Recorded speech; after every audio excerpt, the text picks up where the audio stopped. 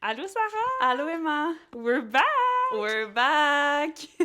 What happened? Genre, c'est quoi cette absence si prolongée? Le dernier épisode date de Mars? mars. Avril? Ouais. On a fait, quoi, 8 épisodes? Ouais.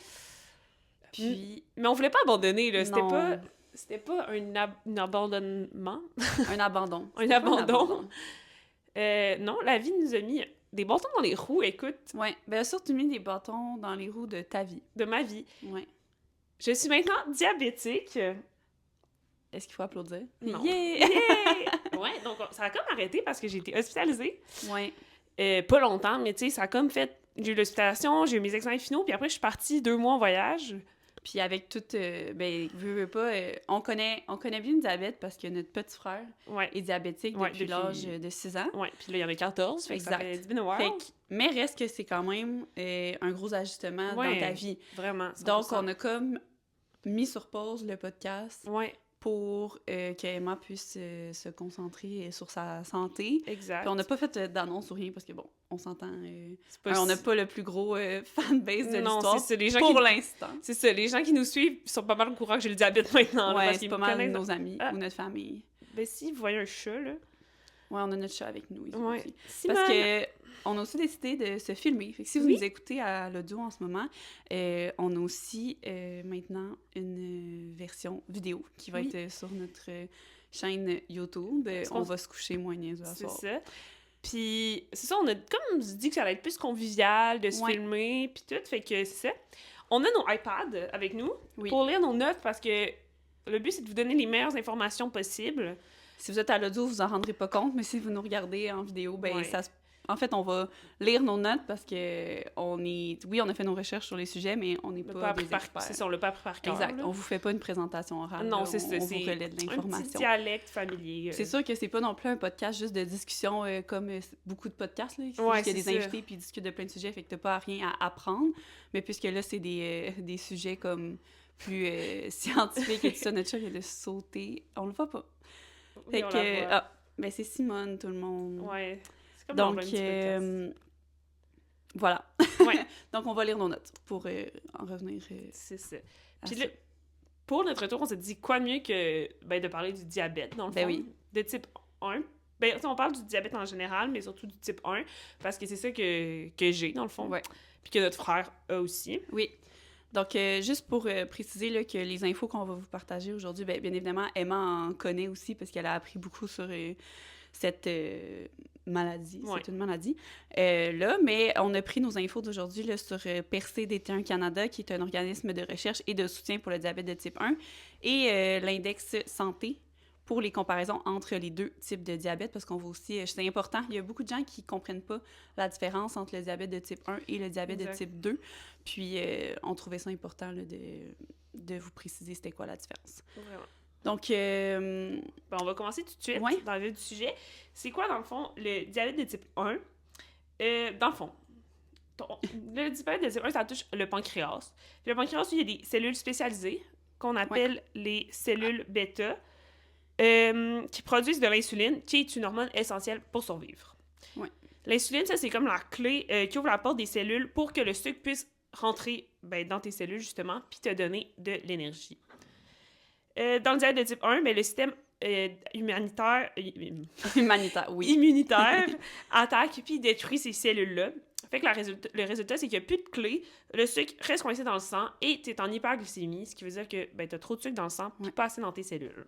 puis quand tu es en hyperglycémie, Emma, comment tu te sens, toi? Ça dépend, ça varie des gens, Ouais. mais moi, mettons, j'ai super mal au cœur. Fait que, mettons, Ok. avant d'être diagnostiqué, donner un petit mise en contexte, ton taux de sucre dans ton sang Ouais, doit on être va en en... parler juste après Ouais. les stades, mais vas-y, C'est ça ça. va faire une transition. T'es comme, tu dois être entre 4 et 7. Moi, quand je me suis fait diagnostiquer, j'étais à 42. Ça n'a pas de bon sens. Ça n'a pas de bon sens. Fait que, mais tu sais, ça faisait T'es comme... 42, il fallait aller à l'hôpital, là, Ouais, ça ouais. pressait, là. Mais tu sais, on dirait vu que ça faisait longtemps que j'étais dans cet état-là, je ressentais moins les symptômes parce que j'ai été diagnostiquée fin avril, puis je me rappelle, il y a une semaine en février, j'avais mal au cœur. Pendant 7 jours, j'avais mal au cœur. Je Tout me souviens. m'écœurait. Oui. Fait que tu sais, je mangeais comme tout le temps, comme la même affaire, parce que j'avais trouvé genre une bouffe qui m'écœurait pas, fait que je mangeais juste ça. Puis, ouais, fait que c'est ça. Puis tu sais aussi, après, genre, je me suis rendu compte que, mettons, j'avais beaucoup de mal à me concentrer, parce que dans le fond, j'avais rien dans mon cerveau, là, il y avait Ouais. plus d'énergie.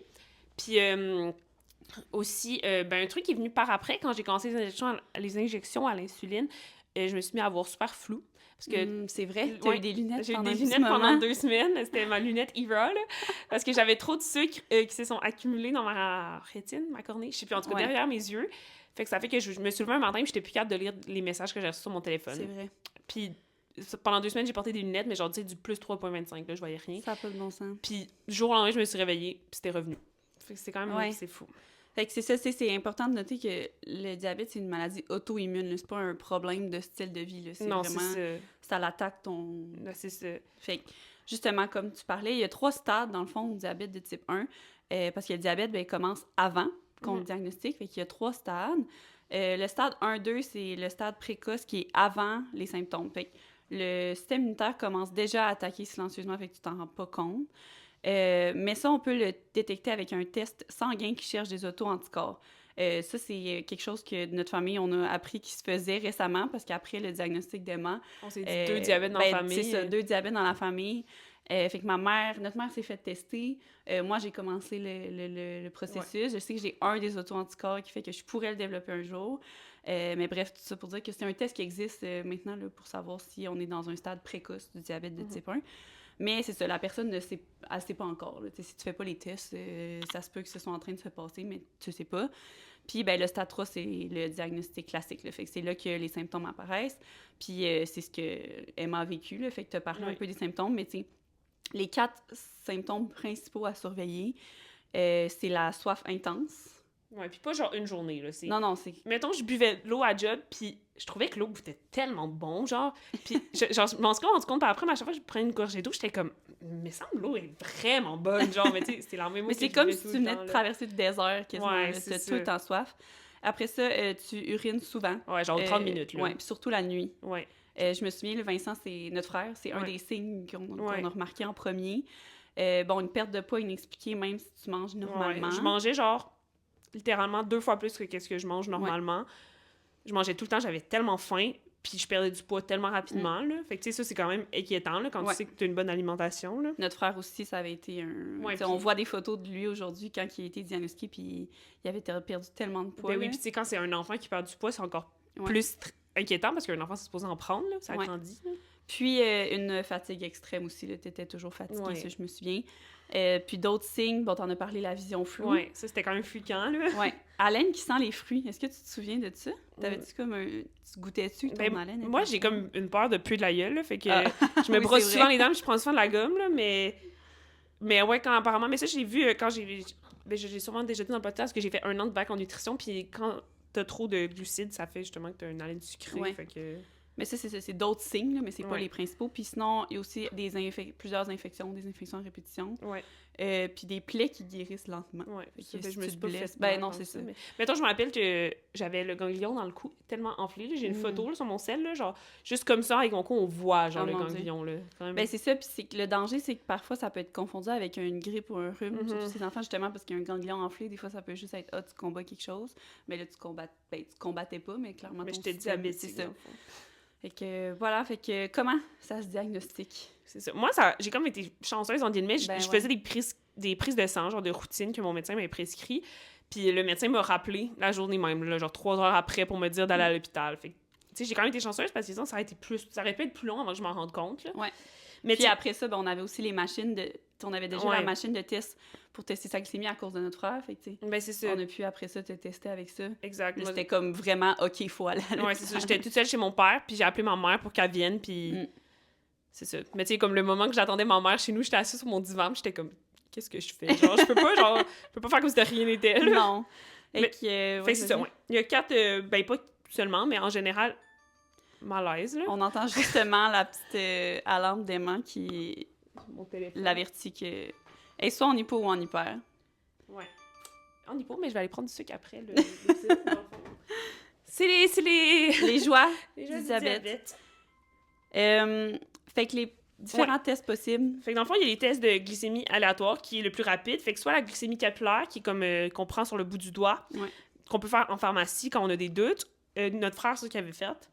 Puis, ou une prise de sang prescrite par un médecin, comme j'ai fait. Il y a aussi les tests de glycémie à jeun, donc c'est quand tu n'as rien mangé. On fait normalement ça par une prise de sang. Il y a les tests d'hémoglobine glyquée. Puis ça montre la moyenne sur 2-3 mois, puis c'est de ta glycémie, dans le fond. Puis c'est par une prise de sang. Puis il y a les tests d'auto-anticorps, comme Sarah puis notre mère a fait. Ça aussi, c'est avec le sang. C'est une prise de sang. Il faut beaucoup de sang. Sarah avait de la misère. Ouais, moi, dans le fond, c'était dans un projet de recherche, là, puis il m'avait envoyé un kit pour que je puisse le faire à la maison, donc en piquant mon doigt. Sauf que ça prenait vraiment beaucoup de sang et le sang ne voulait pas sortir de mon doigt. On a piqué tous mes doigts. On forçait, là, puis comme j'ai envoyé ce que j'avais réussi à récolter, mais ils m'ont rappelé pour dire qu'il n'y en avait pas assez, donc finalement, je dois faire des prises de sang. Mais voilà. Puis, sinon, tantôt, on disait qu'on voulait expliquer la différence entre le type 1 puis le type 2. Donc, tu sais, rapidement, là, on va vous donner un petit peu juste les faits pour savoir c'est quoi la différence.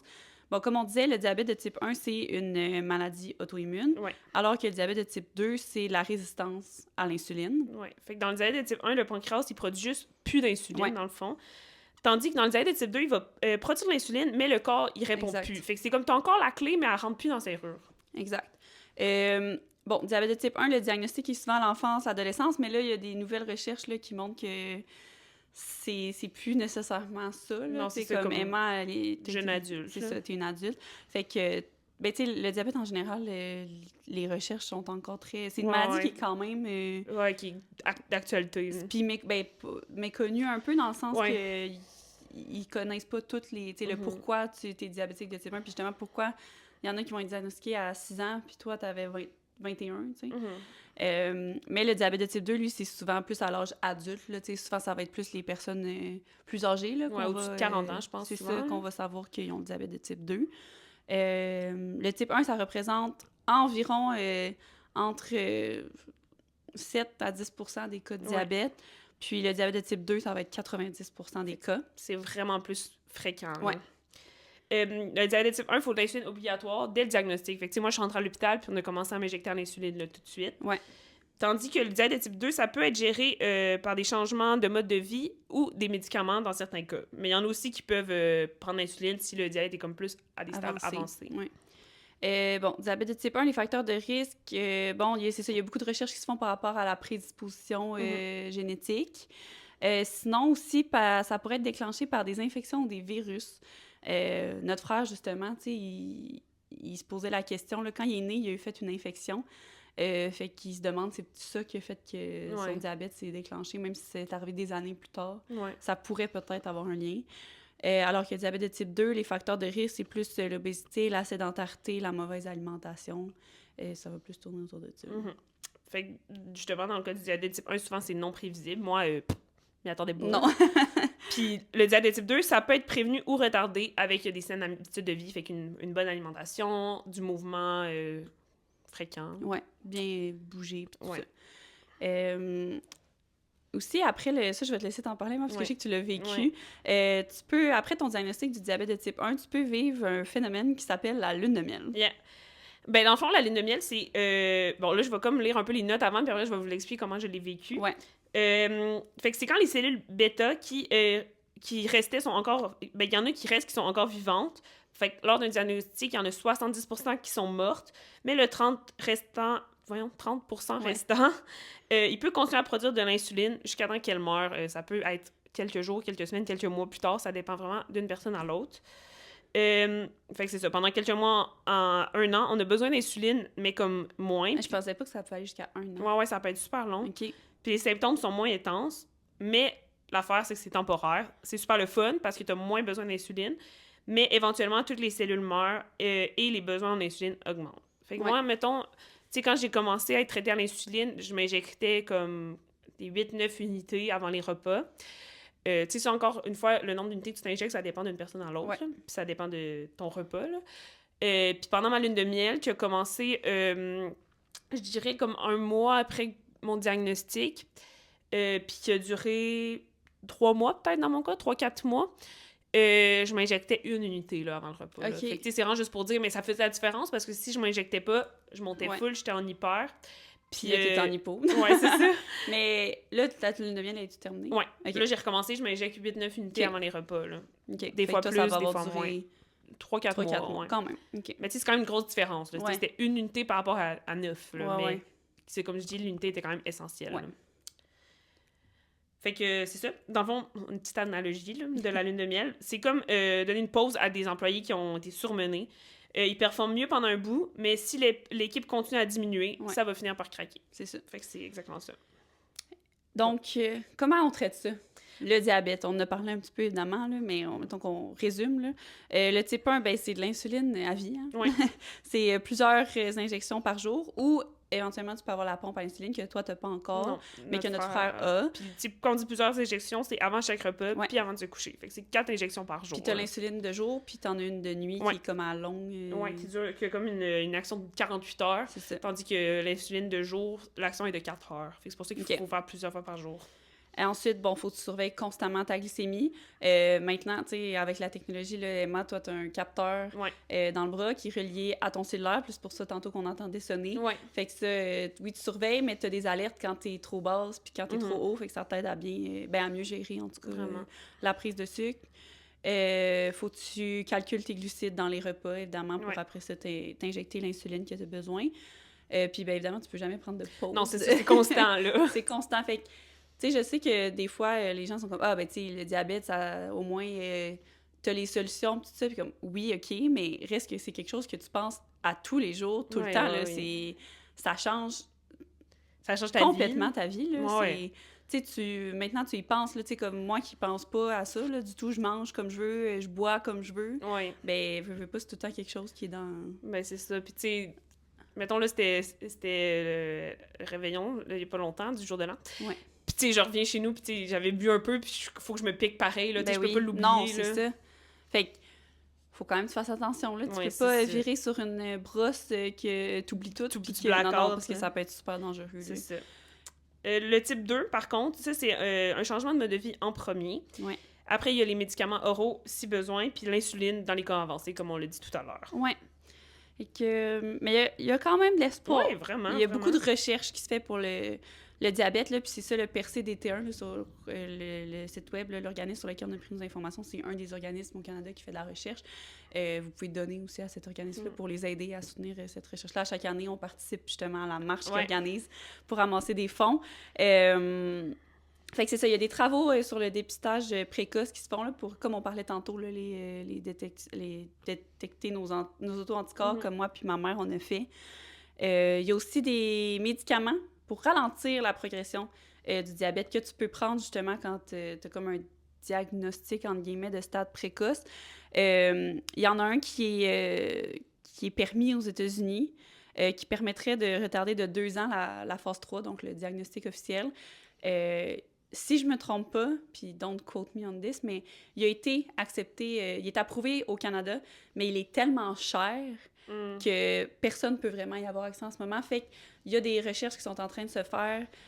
Notre mère va justement être dans un projet de recherche pour démontrer justement que ce médicament-là peut retarder la progression et que ça serait bien qu'il soit subventionné, là, puis que les gens puissent y avoir accès plus facilement, parce qu'en ce moment, c'est beaucoup trop cher. Il y a aussi des recherches sur des traitements pour bloquer l'attaque auto-immune.